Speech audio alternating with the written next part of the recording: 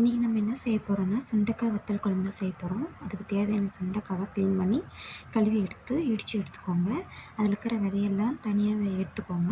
ஏன்னா விதை ரொம்ப கசக்கும். ஒரு இடித்து எடுத்துகிட்டு ஒரு 2-3 டைம் தண்ணியில் போட்டு நல்லா க்ளீன் பண்ணி எடுத்துக்கோங்க. விதையெல்லாம் வெளியே வர அளவுக்கு. நீங்கள் என்ன தான் கழுவுனீங்கனாலும் தண்ணி கருப்பாகவே இருக்கும். தண்ணி கொஞ்சம் இதாகிற அளவுக்கு கழுவி எடுத்துக்கோங்க.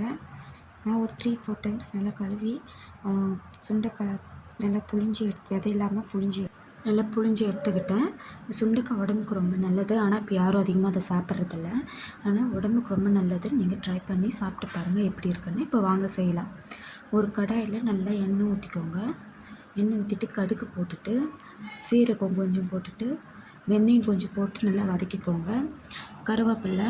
கருவேப்பிலை போட்டு 10 பல் பூண்டு போட்டு நல்லா வதக்கிட்டு ஒரு கைப்பிடி அளவு சிறு வெங்காயம் போட்டுக்கோங்க. சிறு வெங்காயம் உடம்புக்கு ரொம்ப நல்லது. சிறு வெங்காயம் போட்டு நல்லா வதக்கிட்ட பின்னாடி நம்ம க்ளீன் பண்ணி வச்சு சுண்டைக்காவை போட்டு அதையும் நல்லா வதக்கி எடுத்துக்கலாம். நான் சமைச்சிட்ருக்கும் போது என் பையனுக்கு ஆர்வம் வந்துடுச்சு என்னன்னு தெரியல. அவனும் அம்மா நான் செய்கிறேன், நீங்கள் இன்க்ரீடியன்ட்ஸ் போடுங்கன்னு அவனும் ஹெல்ப் பண்ணிகிட்ருந்தான்.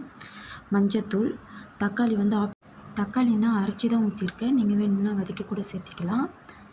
தக்காளி தண்ணி அரைச்சி ஊற்றிட்டு தேவையான அளவு உப்பு போட்டுட்டு மிளகாத்தூள் போட்டுக்கோங்க. எனக்கு டேஸ்ட் கொடுக்கணுன்றதுக்காக நான் சிக்கன் மசாலா ஆட் பண்ணியிருக்கேன். உங்களுக்கு வேணும்னா நீங்கள் ஆட் பண்ணிக்கலாம், இல்லை வேணான்னா கூட விட்டுடலாம். நல்லா கொதிக்க விட்டுட்டு ஒரு எலுமிச்சைப்பழம் சைஸ் புளியை எடுத்து நல்லா கரைச்சி ஊற்றிக்கோங்க.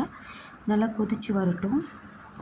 கொதிச்சு வந்தவும் கொத்தமல்லி தழை போட்டு இறக்கிக்கோங்க.